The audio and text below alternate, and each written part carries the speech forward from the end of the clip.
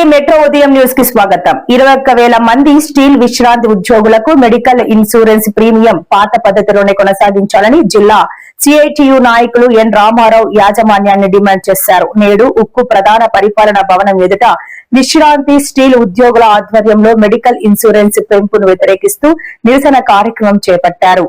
ఈ సందర్భంగా ఎన్ రామారావు మాట్లాడుతూ ఈ నిరసన కార్యక్రమాన్ని ఉద్దేశించి ఆదినారాయణ, అయోధ్యారాం, సంపూర్ణం మాట్లాడారు. ఈ కార్యక్రమంలో స్టీల్ విశ్రాంతి ఉద్యోగులు ఎం కృష్ణారావు, వైటీ దాస్, పెద్దిరాజు, విశ్రాంతి అధికారులు శివరాం, చిరంజీవి, జనసేన రాజు తదితరులతో పాటు అధిక సంఖ్యలో విశ్రాంతి ఉద్యోగులు పాల్గొన్నారు.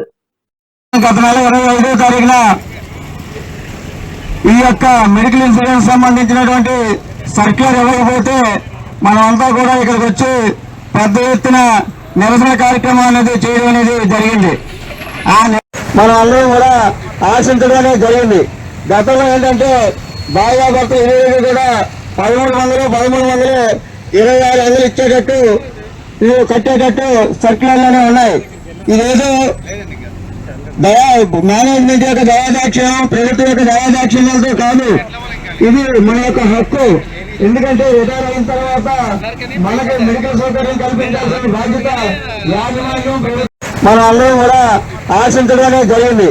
గతంలో ఏంటంటే బాగా భర్త ఇరవై కూడా 1300, 2600 ఇచ్చేటట్టు కట్టేటట్టు సర్క్యులర్లోనే ఉన్నాయి. ఇదేదో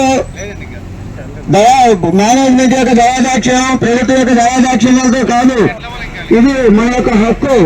ఎందుకంటే రిటైర్ అయిన తర్వాత మనకి మెడికల్ సౌకర్యం కల్పించాల్సిన బాధ్యత యాజమాన్యం. ఎమ్మెల్యే గారికి ఈ విషయంతో విశదీకరించిన తర్వాత మన ఫర్దర్ ప్రోగ్రామ్ అనేది చౌకలు చేసుకోవడానికి మనం అందరం కూడా ముందుకు రావాలని చెప్పి మీకు విజ్ఞప్తి చేస్తూ, ఇప్పుడు 5వ తారీఖున గత నెల 25వ తారీఖున ఈ యొక్క మెడికల్ ఇన్సూరెన్స్ సంబంధించినటువంటి సర్క్యులర్ ఇవ్వకపోతే మనమంతా కూడా ఇక్కడికి వచ్చి పెద్ద ఎత్తున నిరసన కార్యక్రమం అనేది చేయడం అనేది జరిగింది.